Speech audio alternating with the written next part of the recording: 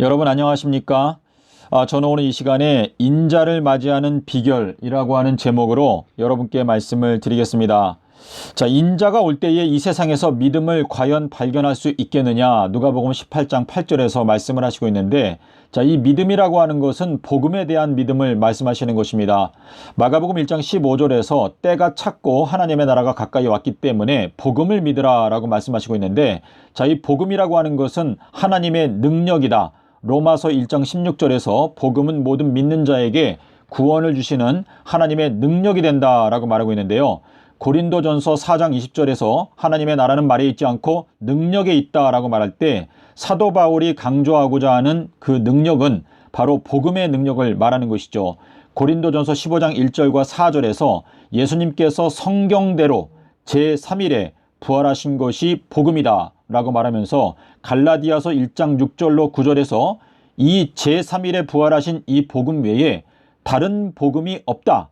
다른 복음을 전파하는 자는 반드시 저주를 받게 될 것이다 라고 말씀을 하시고 있습니다. 자, 이 능력이라고 하는 것은 창조주의 능력이 있고 구속주의 능력이 있는데 첫 번째 재앙부터 아홉 번째 재앙까지는 창조주의 능력이죠. 그러니까 창조주의 능력으로는 아무리 엄청난 기적들을 행한다 할지라도 죄인의 마음을 회개시키고 구원받게 할 수가 없다는 뜻이고, 그 죄인을 회개시키고 구원받게 할 수 있는 강력한 능력, 그것은 복음의 능력을 말하는 것인데, 예수님께서 제3일에 부활하신 그 진리가 바로 복음이다. 자, 그런데 누가복음 18장 33절과 34절에 가니까 예수님께서 제3일에 부활하신다라고 하는 그 말씀은 성령을 받기 전에는 절대로 깨달을 수가 없고, 성령을 받은 사람만이 예수님께서 제3일에 부활하신 진리를 깨닫게 될 수가 있다라고 말하고 있는데, 에스겔 1장 1절에서 에스겔이 30년 4월 5일 날 하늘이 열렸다라고 말하고 있는데, 그 날짜가 예수님의 십자가 사건의 날짜에 대한 예언이었죠. 자, 그래서 에스겔이 인자가 되었고 이긴 자가 되었기 때문에 안팎으로 기록된 책을 먹게 되었는데, 30년 4월 5일 수요일 날 예수님께서 십자가에서 죽으시고 목금토를 땅속에서 지내시고 일요일에 부활을 하셨습니다. 자, 그래서 인자가 올 때에 이 세상에서 믿음을 보겠느냐라고 하는 이 말씀은, 인자가 올 때에 과연 인자의 징조를 진정으로 믿는 사람이 있겠느냐라고 물어보시는 건데요. 지금 이 말세에 인자를 만나기 원하는 사람은 반드시 인자의 징조를 믿고 따라가지 아니하면 인자를 만날 수가 없습니다. 자, 예수님께서 베들레헴에 태어나셨을 때 이 베들레헴이라고 하는 도시는 제가 그 면적을 확인해 보니까 공주시보다 조금 작아요. 자, 근데 이 공주시보다 조금 작더라도 그 면적이 워낙 크기 때문에 베들레헴이라고 하는 그 동네에 가서 태어나신 아기 예수님을 발견한다? 자, 이거는 굉장히 엄청나게 어려운 일인데, 천사가 와서 그 목자들한테 알려주기를 너희가 베들레헴에 가서 강보에 쌓여 구유에 누워있는 아기를 찾아라. 이것이 너희들에게 징조가 되리라. 자, 거기에 징조라고 하는 단어가 나오는데, 이 목자들이 베들레헴이라고 하는 그 도시에 가서 아기 예수를 발견할 수 있는 딱 한 가지 단서, 그게 바로 징조인데, 구유에 누워있는 아기를 찾아라. 자, 그래서 그 베들레헴에 가서 이 목자들이 아기 예수님을 발견할 수 있는 딱 한 가지 단서가 바로 징조 아니었습니까? 강보에 쌓여서 구유에 누워있는 아기가 바로 메시아니까 그것이 징조다. 그런 상태에 있는 아이를 찾아라. 자, 그래서 예수님을 만났습니다. 자, 우리 누가복음에 보면은요, 이 목자들이 밤에 양떼들을 지키고 있었는데 그때 갑자기 천사가 와서 내가 너희들에게 큰 기쁨의 좋은 소식을 전해주는데, 베들레헴에 아기 메시아가 태어났다. 자, 여기에 보면은요, 목자들이 밤중에 양떼들을 지킨다라고 말할 때 그 지킨다라고 하는 단어가 감옥이라고 하는 단어입니다. 감옥. 이게 또 다른 말로 하면 경점인데요. 플라케라고 하는 헬라어 단어는 경점을 뜻하기도 하고 또 감옥을 뜻하기도 합니다. 자, 그래서 지금 이 세상에 여러 교파가 있기 때문에 그 각 교파마다 목자들이 있지 않습니까? 근데 그 목자들이 메시아를 만나지 못한 상태에서는요, 그 양떼들을 오히려 자기들의 감옥에 가둬놓고 있는 거예요.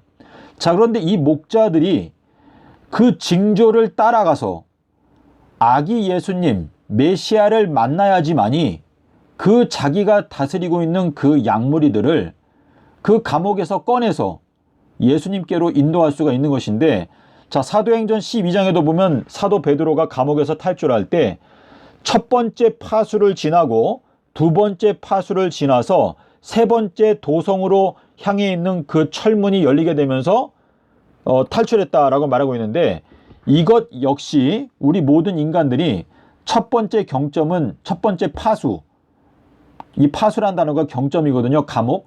두 번째 파수도 두 번째 감옥이고, 세 번째는 새 예루살렘 도성으로 연결되어져 있는 철문인데, 이 세 가지 경점을 다 통과해야지만이 새 예루살렘에 도착한다라고 하는 것을 저희들로 깨닫게 하기 위해서 사도행전 12장 7절로 제가 기억하는데, 제가 확인 좀 해볼게요. 그 12장, 사도행전 12장 7절부터 보면은 나오거든요. 그래서 10절에 가면은 첫 번째 파수가 경점이에요. 감옥. 그 두 번째 파수, 그것도 경점, 감옥이고, 세 번째 성으로 통해 있는 철문에 도착했을 때 철문이 저절로 열렸다. 이거는 이제 천년기가 시작될 때 이제 철문이 저절로 열리게 되는 그 축복을 지금 말씀하고 계시는 건데요. 아까 제가 그 누가복음 말씀을 드렸죠. 누가복음의 2장에 가면은 그 목자들이 밤중에, 밤이라고 하는 것은 예수님께서 내가 세상에 있을 동안에는 내가 세상의 빛이다, 내가 떠나가게 되면 이제 밤이 다시 온다. 예수님께서 하늘로 승천해 가시니까 3000년 동안의 밤이 온 것입니다.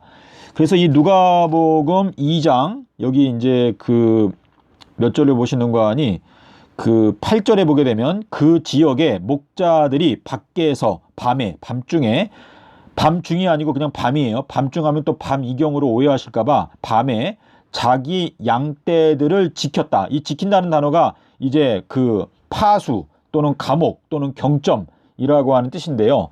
예수님께서 태어나셨을 때는 밤 사경이었죠. 그러니까 네 번째 천년기에 예수님께서 태어나셨기 때문에 새벽, 그 저물 때 밤중에 다굴 때 새벽에 예수님께서 태어나신 건데, 그 새벽에 태어나셨기 때문에 이제 14절에 가면 평강이라고 하는 단어가 나오고, 또 하나님께 영광은 십자가의 영광을 말하는 것이죠. 영광이 나오고, 그리고 31절에도 가면 이제 예비하신 몸이 태어났다라는 것을 이제 말하고 있는데, 예비라는 거는 계시록 21장 2절에 새 예루살렘 도성에 내려올 때 그 신부가 예비한 것이 남편을 위하여 단장한 것 같다. 그러니까 예수님도 예비된 몸으로 태어나셨고, 새 예루살렘 도성에 내려올 때도 그 도성은 예비된 도성으로 내려오는 것이죠. 그래서 요한복음 14장 1절로 4절에 보면은 내가 너희들을 위하여 처소를 예비하러 가노니, 그러니까 그 예비가 끝나야지 오시는 건데, 히브리서 9장 28절에 보면 죄와 상관없이 두 번째 나타나시리라.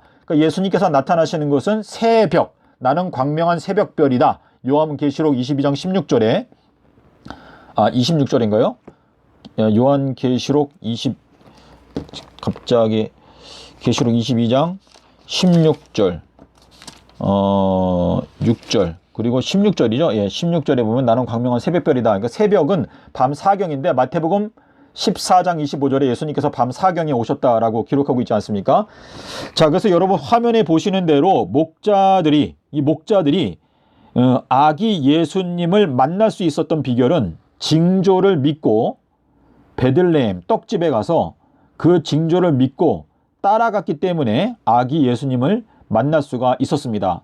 자, 그와 마찬가지로 이 세상 끝에 인자를 맞이할 수 있는 비결은 인자의 징조를 믿고 따라가는 사람이, 여기도 이제 목자를 말하는 것이죠. 왜냐하면 목자들이 양떼들을 다 지키고 있으니까 양떼들은 별로 힘이 없지 않습니까? 그래서 지금 말씀하시는 게, 목자들이 이 세상 끝에 인자를 만나기 원하면 인자의 징조를 믿고 따라갈 때에 인자를 만날 수가 있다. 자, 근데 인자의 징조는 인자가 삼라삼밤 땅속에서 지내리라, 이 진리의 말씀을 깨닫게 되면 인자를 만날 수가 있다라고 말씀하시는 건데요. 예수님께서 서기 30년 수요일 날 십자가에서 죽으시고 일요일에 부활하셨다. 이 진리를 이제 최종적으로 여러분의 마음 가운데 확실하게 깨닫게 되면 이제 그때가 되면 여러분의 눈에 인자가 여러분의 눈에 보이게 되고 인자를 만날 수가 있게 되는 것이죠. 그래서 인자가 올 때에 인자의 징조를 믿는 자가 과연 있겠느냐라고 예수님께서 말씀을 하셨는데요.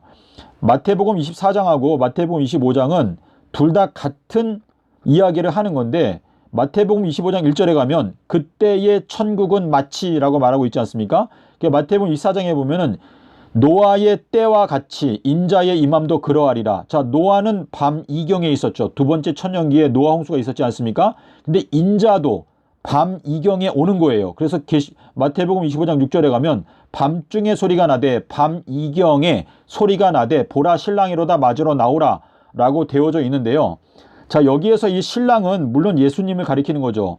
자, 신랑이라는 건 남편을 말하는 건데 요한복음 13장 20절에 보시면은 내가 보낸 자를 영접하는 자는 나를 영접하는 것이다 라고 말했는데 주님께서는 이 마지막 때에 내가 엘리야를 보내겠다라고 말했어요. 그러니까 엘리야를 영접하는 것이 엘리야의 그 메시지, 엘리야는 자기 자신을 증거하려고 하는 게 아니고 예수님의 영광, 그 역대에 황폐되어 있던 그 기초, 예수님의 그 십자가의 기초를 다시 건축하기 위해서 예수님을 증거하기 위해서 예수님의 영광을 나타내기 위해서 요한복음 16장 14절에서 보혜사 성령이 오시면 그가 나의 영광을 나타내리라. 그러니까 예수님의 그 십자가의 영광, 무지개의 영광을 회복시키기 위해서 엘리야가 오는 것인데 그 엘리야가 증거하는 그 메시지를 받아들이는 것은 곧 너희가 나를 받아들이는 것과 똑같다라고 지금 말씀하시고 있는데요.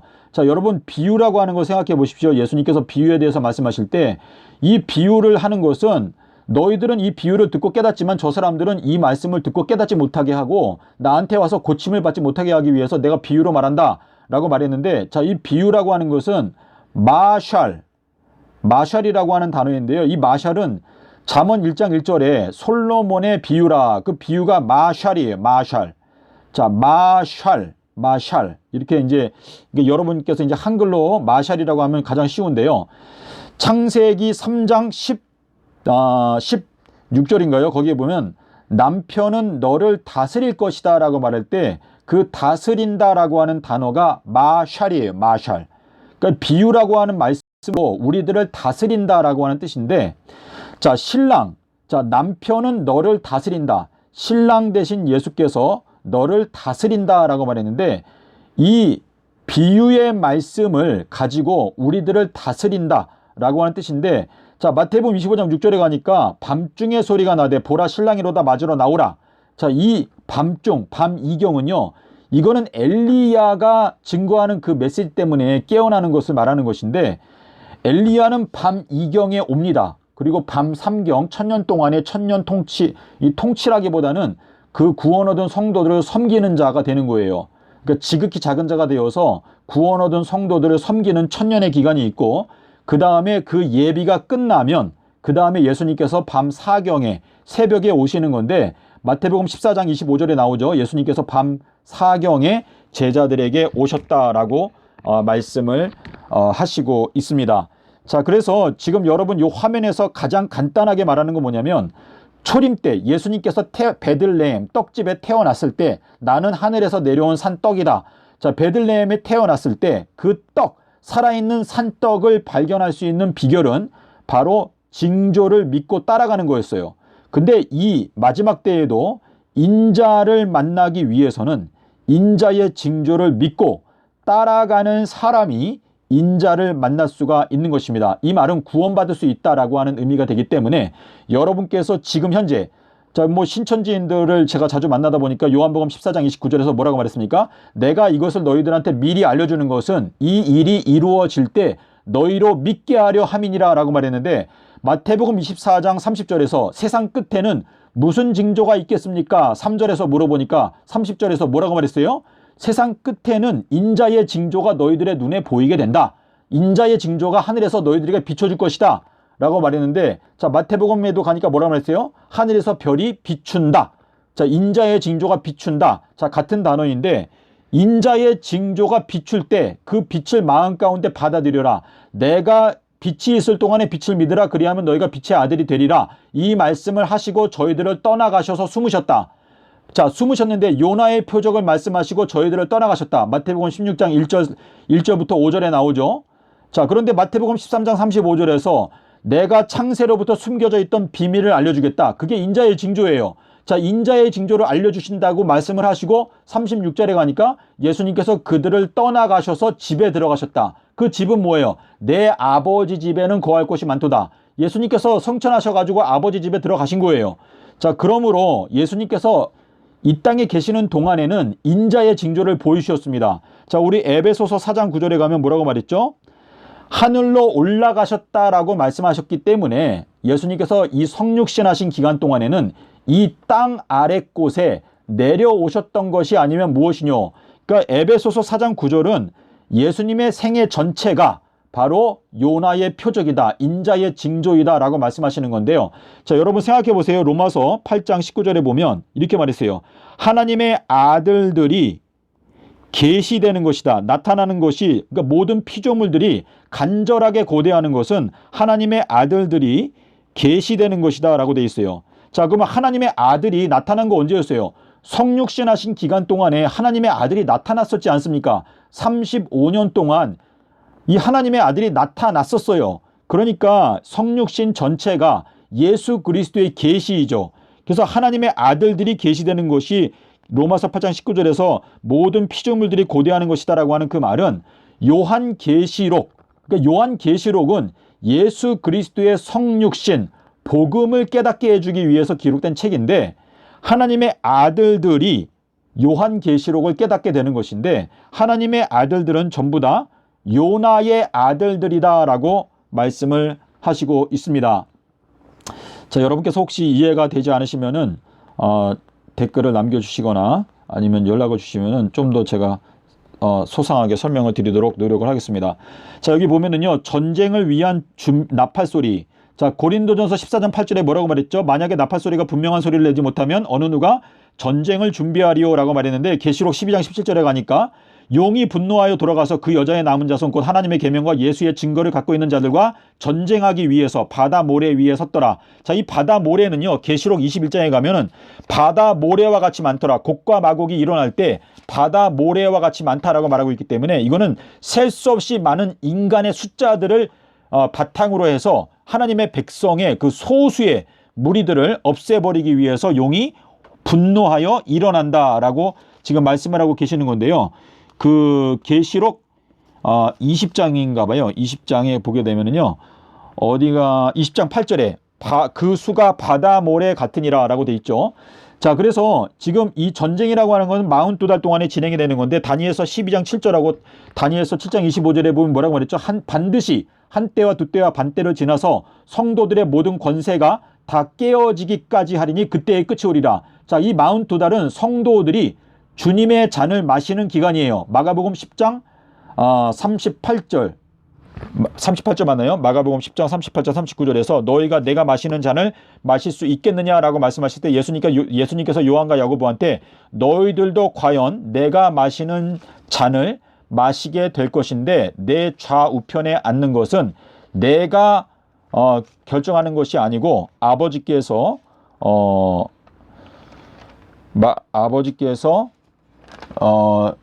주신다라고 이렇게 말씀을 하셨는데, 예, 마가복음 10장 38절 39절에 나오네요. 자, 그래서 지금 여러분이 화면에 보시면은요, 늦은 비. 자, 늦은 비는 2022년도가 늦은 비예요. 자, 왜냐하면 스가랴서 10장 1절에 가면은 여기에 보면 늦은 비는 번개와 같이 온다고 말했어요. 번개. 자, 이 번개라고 하는 것은 영원한 세월 중에 십자가 사건이 마치 번개처럼 순식간에 일어난 사건인데, 자, 영원이라고 하는 세월 가운데서 십자가 사건은 하루 동안에 일어난 거예요. 자, 우리가 수학 시간에 무한대라고 하는 게 있죠. 자, 무한대 위에다가 어떤 숫자가 들어가게 되면 이거는 다 뭘로 쳐져?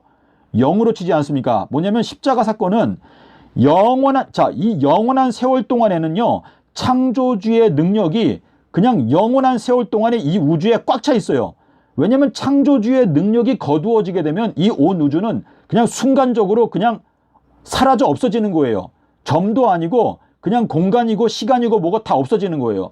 자, 그런데 십자가 사건은 이 창조주의 능력이 꽉 차 있는 이 영원한 세월 중에서 마치 번개가 친 사건이거든요. 번개. 근데 이 번개가 친 이 사건을 지금 스가랴서 10장 1절에 가면 늦은 비는 번개 사건이다. 자, 그러면 십자가의 비밀, 고린도전서 2장 1절과 2절에서 뭐라고 말했습니까? 하나님의 비밀은 예수님께서 십자가에서 죽으신 것 외에는 나는 아무것도 알지 아니하기로 작정했다.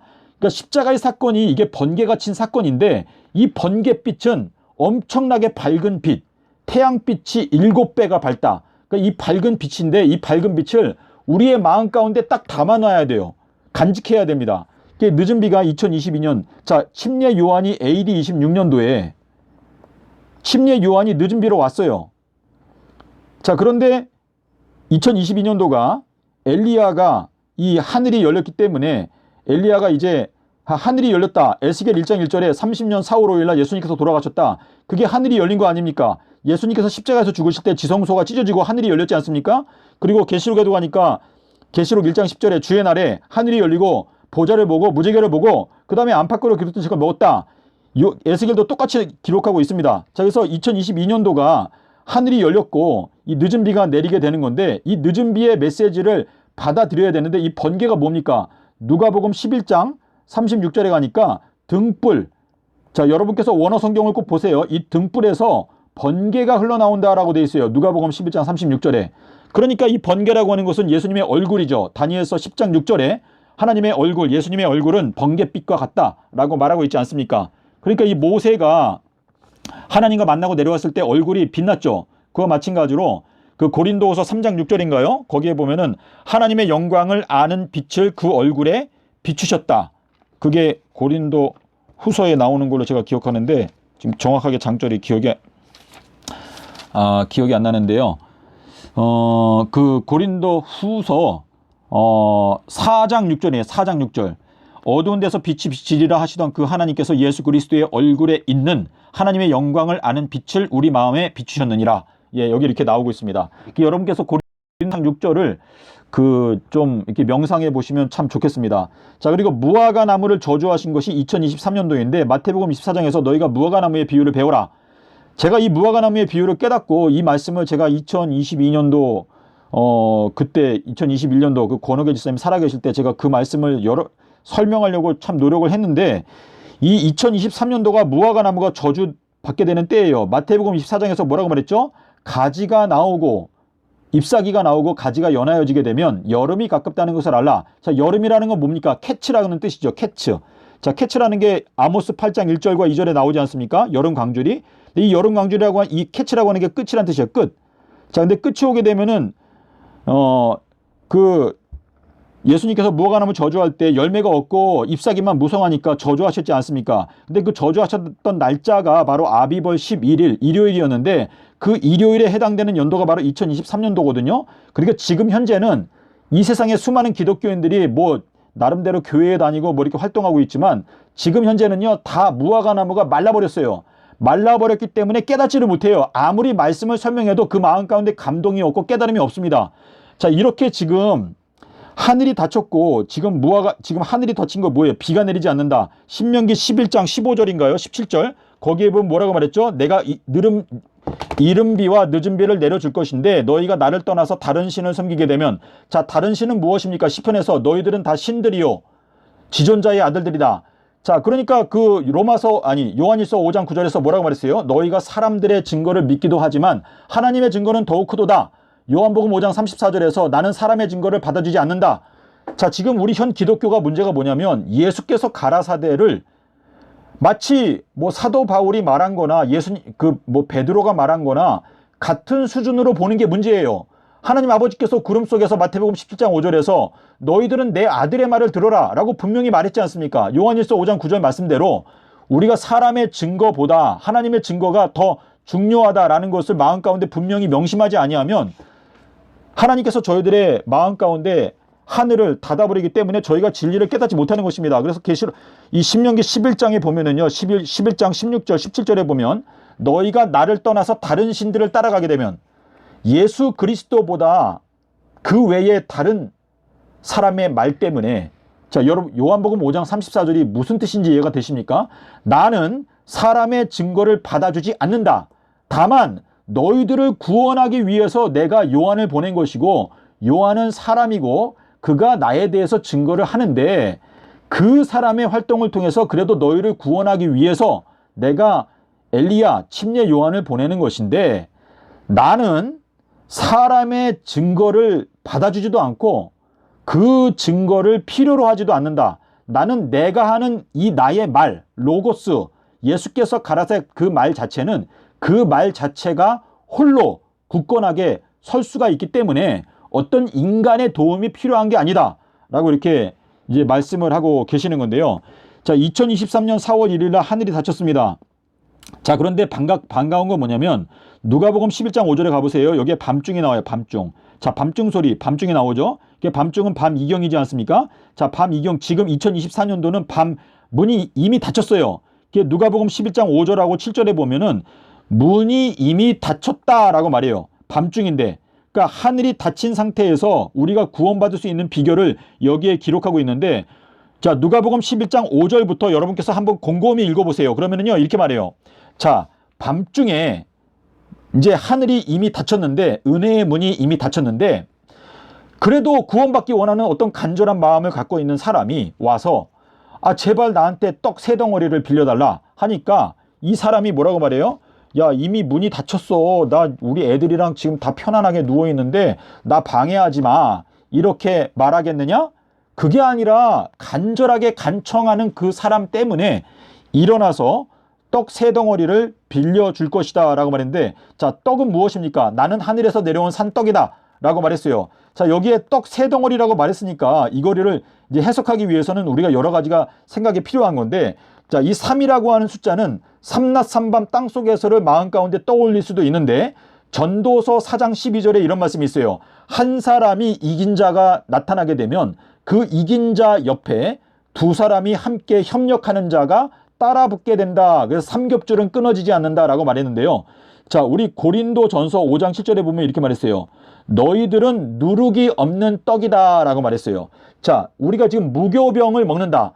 자, 누룩, 장로들의 누룩을 조심해라. 유전을 조심해라. 이거 뭐냐면 지금 현 기독교단은요, 이사야서 60장에서 말하는 대로 이 어두움이 온 땅을 덮으며 캄캄함이 만민을 가리우려니와 오직 여호와의 영광이 너 위에 임할 것이다. 자, 그 영광은 무지개의 영광, 활의 영광, 수요일 십자가 진리의 영광을 말하는 것인데, 지금 이 밤중에 누가 찾아와서 떡 3덩어리를 빌려달라고 하는 이 말은 문이 이미 닫혔을 때에는 구원받을 수 있는 방법은 하나님, 예수님께서 지금 제시하는 건 뭐냐면 떡 3덩어리를 너희가 확보해라 라고 말하는 것인데, 여기에 대한 해석을, 자, 여러분께서도 기도하시면서 이 말씀을 이해하기 위해서 노력해 보십시오.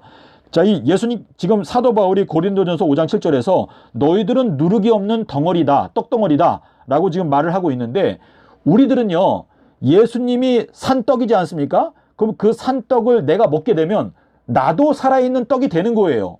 그러니까 지금 떡 3덩어리라고 하는 것은 예수님께서 인정하시는 산떡 3덩어리를 찾아라 라고 하는 의미가 여기에 있는 것인데, 하늘의 문이 닫혔는데 그 닫힌 상태에서 방주 안에 들어간 자, 자, 우리 창세기 7장에 보게 되면은 뭐라고 말했어요? 여호와께서, 하나님께서 노아를 순결로서 닫아 넣으셨다. 거기 사가르라고 하는 단어가 나오죠. 사가르. 자, 이 사가르라고 하는 단어가 이게 순결이라고 하는 단어인데요. 창세기 그 7장에 보게 되면 7장 16절이죠. 여기에 보면은 이 노아가 어떻게 방주에 들어갔나, 거기에 보면 노아를 순결이라고 하는 그 진리의 말씀으로 닫아 넣으셨다. 그러니까 비둘기와 같이 순결하라라고 말했는데, 이 비둘기 순결의 표, 삼낮 삼밤 땅속에서를 깨닫지 못하면 방주에 들어갈 수가 없는 거예요. 자, 그래서 밤중 소리는 2024년도를 가리키는 건데, 마가복음 1장 15절에서 때가 찼고, 이게 2024년도를 가리키는 것입니다. 이 밤중 소리는 요한복음 5장 25절을 가리키는 건데, 죽은 자들이 하나님의 아들의 음성을 들을 때가 오나니 곧 이때라, 이게 2024년도를 가리키는 건데, 에베소서에 보게 되면, 제가 에베소서를 펴보겠습니다. 에베소서에 보게 되면 잠자는 자들아 죽은 자들 가운데서 깨어서 일어나라 라고 하는 말씀이 있지 않습니까? 에베소서 5장 14절에 나오는 말씀이죠. 그래서 죽은 자들 가운데서 깨어 일어난다라는 거나 요한복음 5장 25절에서 죽은 자들이 하나님의 아들의 음성을 듣고 이제 부활한다라는 말씀이나, 그리고 이제 그 마태복음 25장에서 열 처녀가 다 졸며 잘세 밤중에 소리가 나되 보라 신랑으로다 마저 나오라, 그러니까 깨어 일어나게 되지 않습니까? 그러니까 지금 2024년도가 밤중 소리가 이제 성취되어야 되는 때인데, 자, 인자가 올 때에 인자의 징조를 믿는 자가 과연 있겠느냐라고 예수님께서 물어보시는 거거든요. 그래서 인자의 징조, 여러분께서 인자의 징조를 꼭 마음 가운데 가장 큰 애정을 갖고 살펴보시게 되면 여러분의 마음이 점점 밝아지게 되는 것을 경험할 수가 있습니다. 자, 우리 여기 이제 여러분 지금 여기 화면에 보시는 이 도표 한 장으로 사실 이 현 기독교단 전체를 개혁할 수 있는 말씀이 여기에 들어있는데요. 우리가 주님의 잔을 마시느냐? 자, 주님의 잔을 마시게 되면 영생한다. 요한복음 6장 54절에 나오죠. 자, 귀신의 잔을 마시게 되면 멸망한다. 이거는 계시록 17장 16절에 나와요. 고린도전서 10장 21절을 보십시오. 자, 그런데 주님의 잔과 귀신의 잔, 여기 보면은 귀신, 이 바벨론이 만든 잔은요, 섞인 잔이라고 했어요. 섞인 잔. 자, 근데 섞인 잔, 예수님께서 마셨던 잔은 순결한 잔이죠. 주님께서 감람산에 올라가셔서 아버지한테, 아버지 하나님, 이 잔을 나에게서 지나가게 해 주십시오. 자, 그건 십자가의 잔, 삼낮삼밤 땅속에서를 말하는 것인데, 자, 이 순결하다라고 하는 단어하고 섞여 있다라고 하는 단어의 차이점은 뭐예요? 알파밖에 없어요. 그 외에는 다 똑같아요. 자, 주님은 나는 알파와 오메가요, 처음과 마지막이요, 시작과 끝이다. 자, 계시록에 보면은요, 나는 알파와 오메가다라고 하는 말씀이 4번이나 나와요. 자, 그러면 이 알파가 중요한 건데, 알파이신 예수 그리스도께서 섞인 잔, 자, 섞여 있다, 케라이오이. 여러분께서 헬라어 성경을 직접 보십시오. 제가 이걸 발견하고 깜짝 놀랐는데요. 케라이오이라고 하는 단어 앞에 알파가 딱 붙잖아요. 그러면 순결이라고 하는 단어로 바뀌어요, 뜻이. 자, 그러니까 바벨론이 만든 섞인 잔이 있고 예수님께서 마셨던 순결한 잔이 있는데, 예수님께서 마셨던 잔은 삼낮삼밤 땅속에서, 이게 인자의 징조예요. 이 인자의 징조를 믿어야 인자를 만날 수가 있는 겁니다. 근데 귀신의 잔은 이거 뭐예요? 밤과 낮의 문제로 쉼을 얻지 못하더라. 삼낮삼밤 땅속에서 그걸 믿지 않으니까 밤과 낮에 쉼을 얻지 못하죠. 귀신의 잔, 일낮 일밤. 예수님께서 금요일날 돌아가시고 일요일날 부활했다? 그럼 일낮 일밤 동안에 땅속에서 계셨다는 주장인데, 이게 새빨간 거짓말이지 않습니까? 자, 그래서 예수님께서, 자, 계시록 18장 2절에 가면은요, 바벨론은 귀신의 처소라고 그랬어요. 자, 에베소서 2장에 가면 우리들은 주님의 처소라고 그랬어요. 자, 우리가 주님의 잔을 마시면 저희들은 주님의 처소가 되는 것이고, 귀신의 잔을 마시면 귀신의 처소가 되는 건데, 금요일 십자가서를 믿고 따라가게 되면 여러분은 귀신의 처소가 되는 것입니다. 그리고 여러분께서 주님께서 마셨던 잔, 삼낮삼밤 땅속에서 인자의 징조를 믿고 따라가게 되면 여러분은 주님의 처소로 건축이 되어지는 것입니다. 자, 그래서 주님께서 서기 30년 수요일날 돌아가시고 일요일날 부활하셨다. 이 진리의 말씀을 마음 가운데 확고하게 깨닫게 될 때까지 여러분 말씀을 깊이 연구하시기를 바랍니다. 자, 2026년도가 되면은 이제 인치는 일이 끝납니다. 자, 그러면 여러분 지금 이 제가 전하는 말씀을 믿고 그래도 관심을 갖고 이 동영상을 보시는 여러분께서 이 남아있는 2년 동안에 여러분 아무것도 안 하고 그냥 가만히 계시겠습니까? 한 달란트 받은 사람을 생각해 보십시오. 주님께서는요, 이 하나님의 사업에 주님께서 분명히 말했어요. 나와 함께하지 아니하는 자는 나를 반대하는 자요, 나와 함께 모으지 아니하는 자는 흩어버리는 자다라고 말했는데, 여러분 자신에게 주신 달란트를 가지고 주님께서 우리에게 주시는 이 인자의 징조, 밤중 소리, 바벨론에서 나와라, 이 말씀을 증거하기 위해서 여러분이 할 수 있는 최선을 다하십시오. 너는 마음을 다하고 목숨을 다하고 힘을 다하고 뜻을 다하여 주 너희 하나님을 사랑하라. 이것이 크고 첫째 되는 계명이다. 여러분, 어떻게 우리가 주님의 진리의 말씀을 알면서도 아무것도 안 한다는 건요, 그건 불가능한 거예요. 자, 베드로후서 2장 21절에 뭐라고 말했습니까? 의의 길을 안 후에도 뒤로 물러간 자는 차라리 모르는 게 더 낫다고 그랬어요. 자, 우리 베드로후서 2장 21절 말씀만 보고 제가 마치겠습니다. 베드로후서 2장 21절에 보시게 되면요, 이렇게 말했어요. 의의 길을 안 후에 받은 거룩한 명령을 저버리는 것보다 알지 못하는 것이 도리어 저희에게 나으리라. 참 속담에 이르기를 개가 그 토하였던 것에 돌아가고 돼지가 씻었다가 더러운 구덩이에 도로 누웠다 하는 말이 저희에게 응하였도다. 예, 그래서 그 마태복음 여기 이제 그 7 귀신 그것도 여러분 생각해 보시죠. 우리가 일단 진리의 말씀을 안 다음에 다시 그 옛날로 돌아가게 되면은요. 그 다음에 이제 7 귀신이 들어오기 때문에 그 귀신을 쫓아내는 거는 이제 더 어려운 거죠. 7이라는 건 이제 완전한 뜻이지 않습니까? 그러니까 그 거의 이제 귀신을 쫓아내는 건 이제 불가능하다라는 걸 이제 경고하시는 거기 때문에 여러분 의의 길을 안다. 이거는 영생의 길을 안다라는 것이기 때문에 이 온 천하를 얻는 것보다 더 큰 축복이 여러분의 마음 가운데 임한다라고 하는 의미인데 저희가 주님께 헌신하고 주님을 위하여 일하고 주님의 사업에 투신하지 않을 수가 있습니까? 그건 말이 안 되는 것입니다. 여러분께서 기도하시는 마음으로 생각하시고 성령의 인도하심을 따라서 또 실천하심으로 축복받게 되는 여러분과 저가 되었으면 하는 바람입니다. 감사합니다.